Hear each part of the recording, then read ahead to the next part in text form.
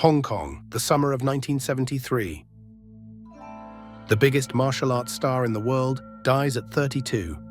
Mysteriously, 20 years later, his son dies at 28. 2 deaths, 1 family. His name was Bruce Lee, the man who changed forever how the world sees martial arts. Bruce Lee, a painkiller that was only meant to ease his pain, a film about a man who returns from the dead, and a curse no one believed until it started coming true. Born in San Francisco, raised in Hong Kong, as a child he acted in 20 films. He trained Wing Chun under the legendary master Ip Man.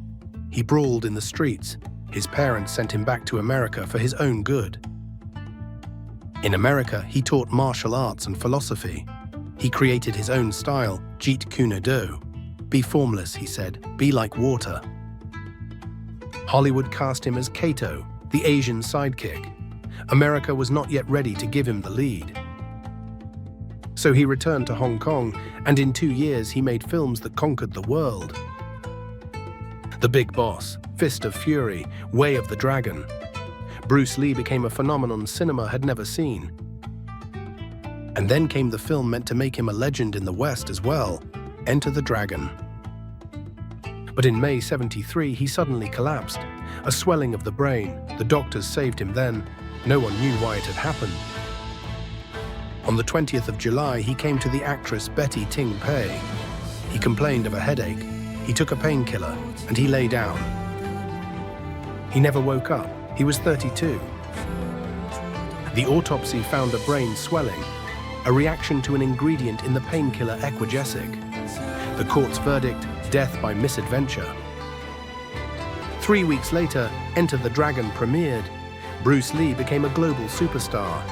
Dead. But so sudden a death for so perfect an athlete, people refused to believe in chance, and the theories began. One theory, heat stroke. They say he had the sweat glands removed from his armpits to look better on screen and overheated. Hard proof? None. Another theory, murder. Triads, jealous rivals, a contract killing. Thrilling, but without a shred of proof.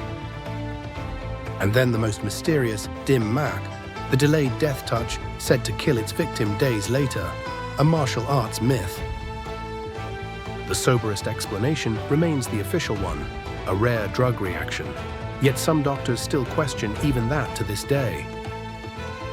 And Bruce died in the middle of filming Game of Death. They finished it with doubles, and it is said they even used footage from his real funeral. And here the story might have ended if it had not repeated itself 20 years later. Brandon Lee, the son, also an actor, also a fighter. In '93 he was filming The Crow, the story of a man who rises from the dead to avenge his own murder. In one scene they were to fire a prop gun at him, but a fragment of a real bullet from an earlier shot was lodged in the barrel. A blank round drove it out. Brandon Lee died on set. He was 28, just like his father, young, sudden, on a film. A film about a man who rises from the dead had killed him. They finished it anyway.